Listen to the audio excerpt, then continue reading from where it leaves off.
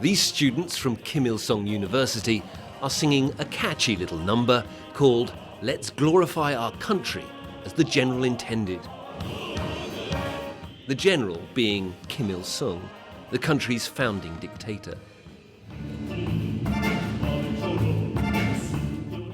It's easy as an outsider to see this country as comical or scary or both.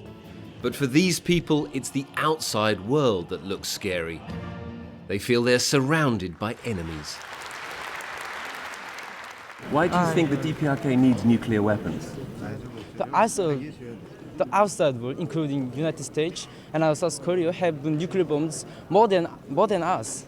Well, wolves are trying to kill us, then we must protect us. We must protect ourselves. So we need nuclear bombs. So when sorry to interrupt you. But this is also a country that can be very easily offended. Thank you very much. At the university entrance, our minders bow before a huge statue of the Generalissimo. We are now on hallowed ground, as I rapidly find out. What is it you don't like me saying about this? I know So our minders are now rather upset with us because we tried to do a piece to camera in front of the statue of Kim Il-sung here, and they clearly felt that we said stuff that was not respectful to the great leader, and now we're in trouble. We're told if we don't delete the offending footage, we will not be allowed to leave the campus. Just a few meters away, a completely different world.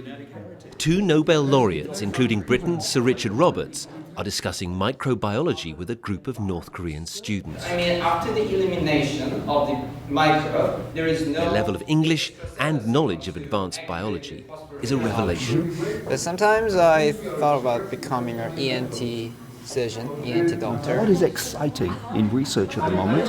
Where would you go to read that? Sir Richard wants to know more. How do they do their research? They have a huge computer lab here, but does it have unrestricted web access? I'm just trying to find out, how accessible stuff is, because if you're a scientist these days, if you don't have access to the internet, you're dead. This student seems lost, and a supervisor steps in. He didn't know how to get to the internet himself? No, I don't think so. Why not?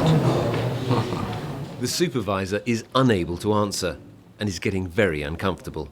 What I'm concerned about is that they can't be honest about the fact that they only have limited access to this and that and the other. And for them to pretend that, really they do have complete access, it's silly.